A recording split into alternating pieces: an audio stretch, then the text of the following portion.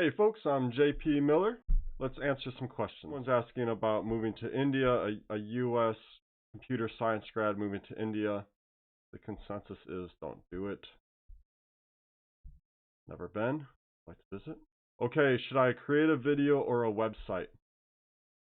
So this is from Post on X. Austin Bellick says, stop spending hours on resumes. They're awful ways to show value. Instead, think about how you want to illustrate it. What's authentic and plays to your strengths? A website, a slide deck, video, a post, like one post? Create that and lead with it. Authenticity plus clear value equals job offers. Okay, so the poster Gawk is Life goes on to say, I just saw this poster and I'm wondering if I should do it. I'm a finance guy, not very creative. Is it helpful or is it just corporate hustle BS? I've been job searching for months and I'm getting desperate by the day and willing to do what it takes to get hired. Okay, one guy here in the bottom, he says, known historian says, definitely not. In my opinion, do what fits your personality. If making a video fits your personality, you're creative, but in the financial industry where there's not a lot of creativity, you could distinguish yourself like that. Will people who are going to look to hire you respond to that? I don't know. Find your tribe. It can be difficult, but obviously this guy's having a difficult time. He's not finding work, and people are thinking of more creatively. My take is, if you're creative or you want to be creatively minded, then try it. Throw stuff to the wall and see what sticks. On your first rendition, you don't have to spend hundreds of hours on the theme. Make it as nice as you're able to, and then see what works, and go from there. Okay, let's find another question. Ambitious Ice is asking about only getting 80% on a Coursera course, and is that going to hurt them? I think people think that other people think too much about them. Like, recruiters can barely respond to you when they want you to work for their company. Recruiters ghost people all the time. Are they also going to take the time? Are recruiters going to ghost people and also take the time to look through your Coursera certificates? Or maybe they'll just verify the thing exists. Are they going through all of your scores? Come on. Other people think about them way too much. No one's thinking about you. Everyone's thinking about themselves. I don't mean to be a jerk, just the way it is, unfortunately. Or maybe you can find that fortunate. No one's thinking about you. And one day everyone's going to be dead, so just do what you want to do. We have someone else asking what are they missing to get a software development job. Who knows? It's very difficult. This person, my current resume consists of, I graduated in June of this year with an MA in Comp Sci. So they've actually got a master's at this point. I have several projects under my belt. I have done a fellowship with Major League Hacking as a software engineer. I'm very competent, and they have C++, C#, Python, and JavaScript. I want to code for a living. Is general programmer too broad of a thing to search for a career in? My experience is in web dev. I say mostly web dev, but they've also got these harder languages, C, C++, scripting, Python. I ask this because after months of applications, I've only gotten one interview. Yeah, that's a slugger. It's really hard. It's hard. This is a terrible economy. I don't go back and get a PhD. If you can go back to school right now, with the economics uncertainty, it's been this way for months. It's a great time to go back to school. Just the way it is right now. For this person, keep building a portfolio. I actually responded to this one, and I only half read it the first way. And I do ask them about a portfolio. I have a portfolio. Do your own thing. We need more entrepreneurs. We need more job creators. So create an idea and build something and just go out there. If no one's willing to hire you, hire yourself. Hire yourself. Build something that you want to see in the world and learn a little marketing, or find a co-founder who is an excellent marketer and you be the technical person and go build something.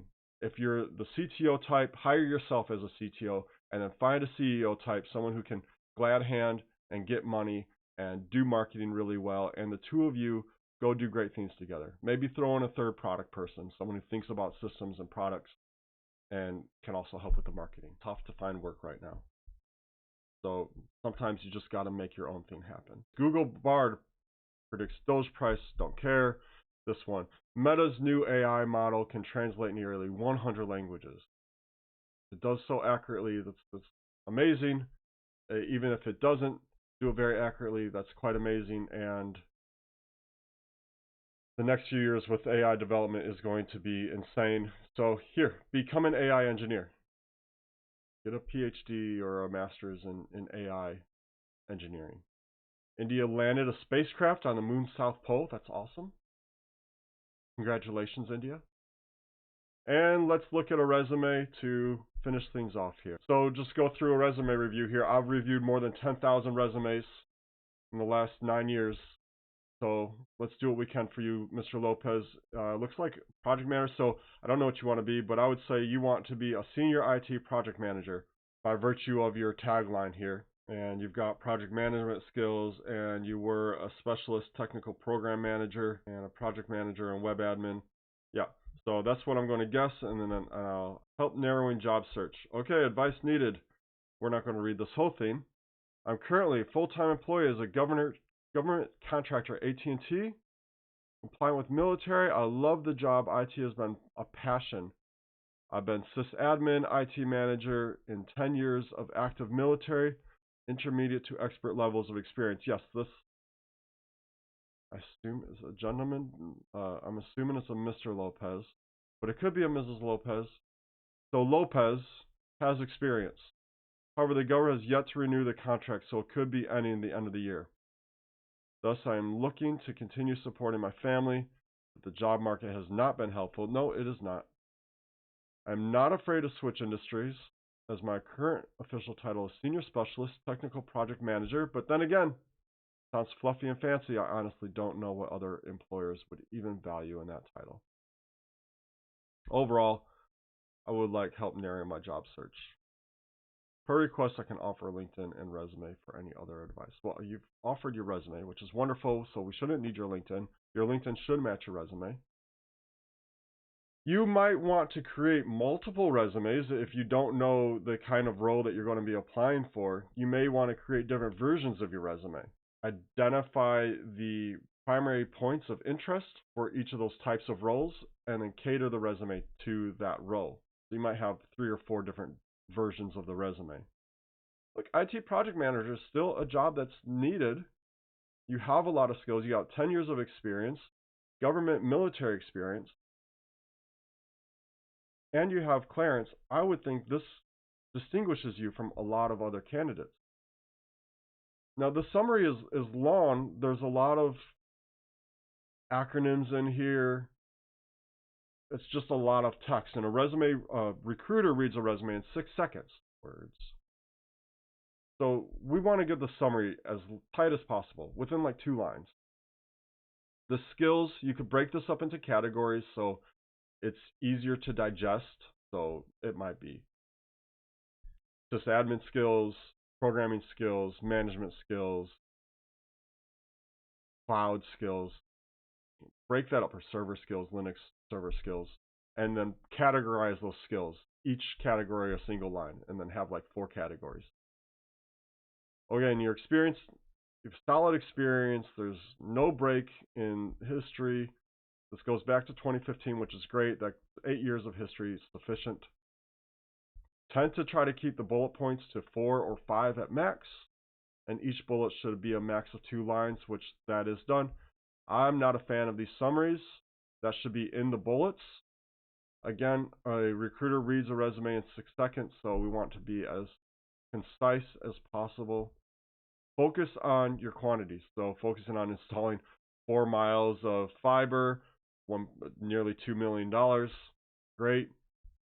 Managing 300 workstations, awesome. Developing a 5-year IT PMP unit. Like, what were the results of the work? So focusing on these quantities is strong.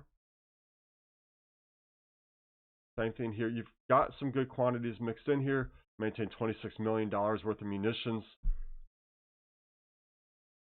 Lopez has got real world experience, and the experience that Lopez has received in the military sounds like they're set up for success in any other economy, right? In this economy, who knows? Education. I like to keep my education lines to 1 or 2 lines at most, but this is okay. You've got relevant courses. Just make sure those courses are relevant. So the pen testing, that would be relevant. Personal achievement.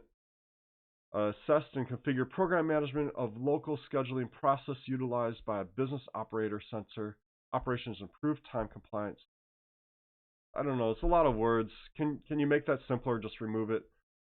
Like, what was the result of the work? Get rid of the GPA. Only show GPAs of 3.75 or above. Otherwise, just remove the GPA. And you're so far removed from college at this point. Hardly matters. I've never had an employer ask for a GPA. It's usually like maybe the big four will ask for it. It's not like a theme that's very common anymore. If you have a project you've worked on, after you redact the text, you'll have space in the resume. You could throw in a project section and highlight a big project. You could even take out some of this content to make the entry more digestible. Take the essence of that content and drop it into a project section below your experience, above the education. Share that information there. Okay, that's my resume review. Be happy to follow up with other questions. I have been JP Miller. If you have questions you'd like me to answer, send them to me and I'll answer them, and I'll do this again tomorrow. We'll see ya.